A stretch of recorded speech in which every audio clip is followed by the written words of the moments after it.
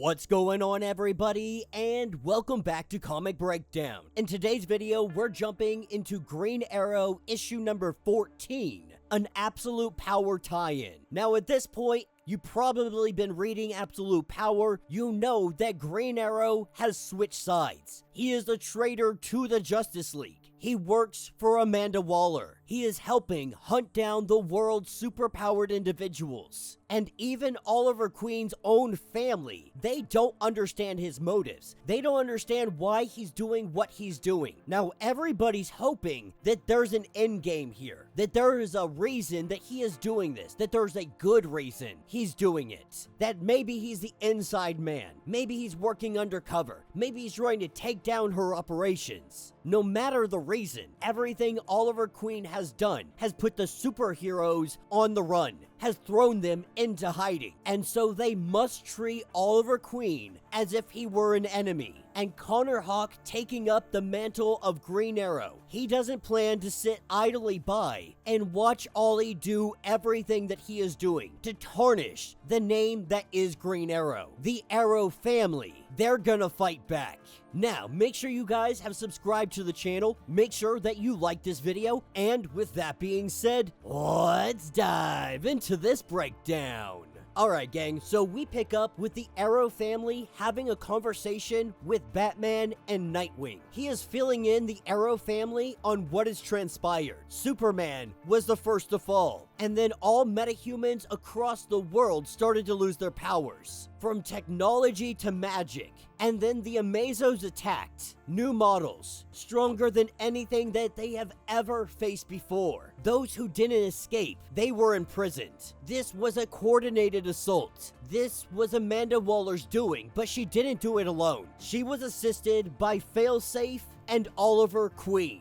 Ollie is the one that gave her access to the old Justice League database and armories. And Batman's still not sure what kind of game Oliver's playing, but it has put them on the ropes and on the run. And so everyone who was not captured has regrouped at secure locations across the globe, waiting for something. Now, obviously, Roy and the others, they're ready to get into this fight. But Batman tells them to stay on the island. Oliver tucked you guys away for a reason. Oliver is working for Amanda Waller. More than likely, he's watching you guys. For whatever reason, he spared you from all the chaos. Right now, it is safer to be on the island, away from the Amazos. And Batman tells him that the reality of the situation, the fight ahead is impossible. If they fail, the Arrow family might be the last thing left standing to face against Amanda Waller and stop her reign of tyranny. And so he repeats to them, stay on the island.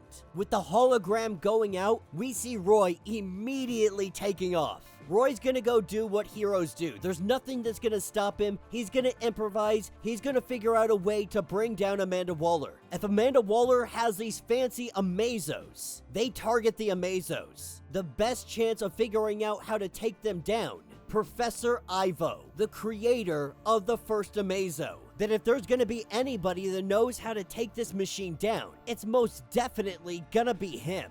And so Roy's plan is to find the professor and make him divulge any information that he might have. Luckily, when Green Arrow left, he left everything to Roy. That includes the brand new Arrow Cave.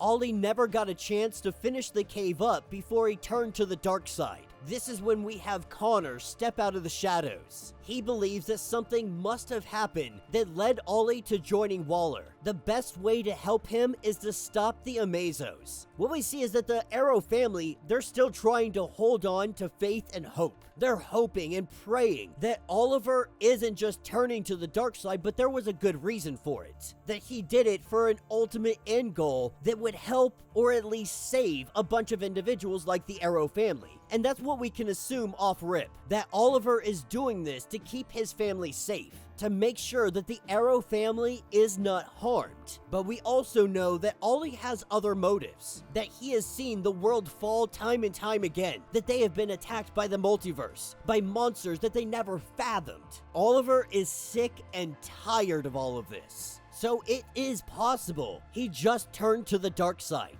either way, the Arrow family, having their jets, they take off into the sunset. They head off to find the professor, to take him down, to make him pay, to get every bit of information so that they can bring their war to Amanda Waller. This is what picks us up with Oliver Queen and Bright. Now, Bright is a relatively new character in consideration to DC Comics. Introduced in, Dark Crisis on Infinite Earths, I believe it was? It was something of that nature. I can't remember exactly the title. But I'm pretty sure that he was introduced during the Dark Crisis era, and he's been a lackey for Amanda Waller ever since. But he's showing up to Oliver, trying to really figure out what side Oliver's on. Now, he's assuming that Oliver is going to betray them at any moment. What Oliver is doing is going over all the information. Now, Oliver wanted them to track and catalog all the weapons out there, but they can collect all the weapons in the world. If they don't have the people that created the weapons, they can just build more of them. As we pick up in Death Valley, the Arrow family arriving here, going in to look in one facility that they think the professor might be in. As they make their descent, really, we just have a conversation ongoing, really concerned about Connor. This is kind of hard for him. He's taken on the mantle of Green Arrow, but underneath the surface, he is very concerned that Ollie might have gone to the dark side. He is holding on to the hope that Oliver has good reason to do all of this. But he's got to put this to the back of his mind. They have more pressing matters to take care of.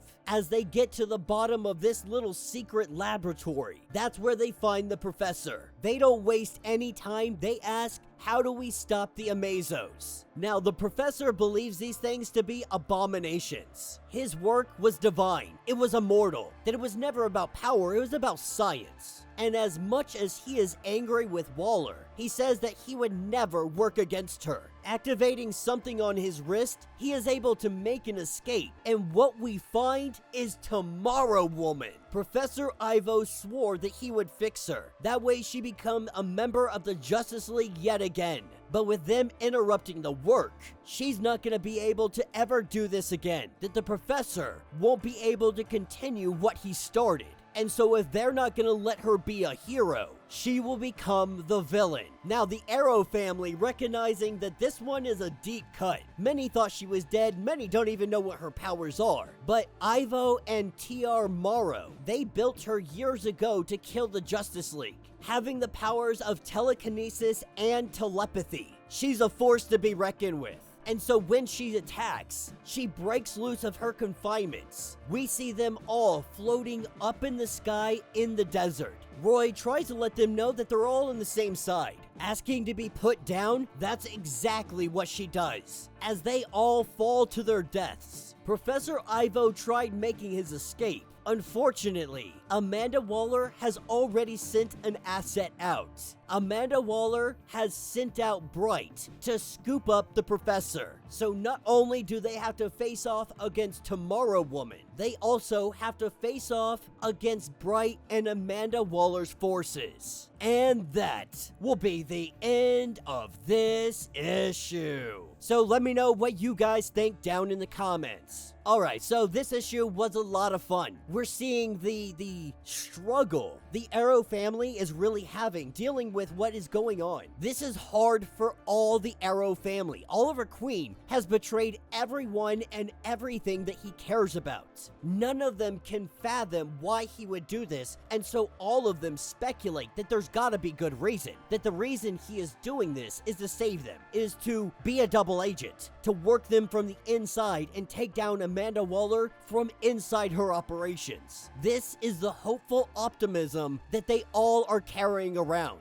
But deep in the back of their minds, they all wonder what if? What if Oliver Queen simply turned traitor? What if he just no longer wants to be on our side? What compelled him? What pushed him to that level to betray everything and everyone he has ever known? But they also know the best way that they're gonna get answers is to take down the Amazos, to cut away Amanda Waller's power. This will bring him to them, and then they can ask him face to face. They can confront him. They can figure out what is going on with the man that they all love so much, the patriarch of this whole family. And even if they don't get their answers, the Arrow family would have saved the world. So let me know what you guys think. Let me know your thoughts. Let me know your theories. If you want to get caught up on everything that is going on with this series, go ahead, check out the link in my description as well as the top of this video. It'll get you completely caught up on everything that is going on with Absolute Power. If you would like to support the channel, you can always do so by joining the channel membership. Much like Patreon, having multiple different tiers, from $1 to $50 from loyalty badges to comics every single month. Not only are you helping out the channel tremendously, but you're getting tons of perks in the process. Now, if you're unable to do this, do me a favor, subscribe to the channel, like this video, hit that notification bell, and with that being said, until the next breakdown.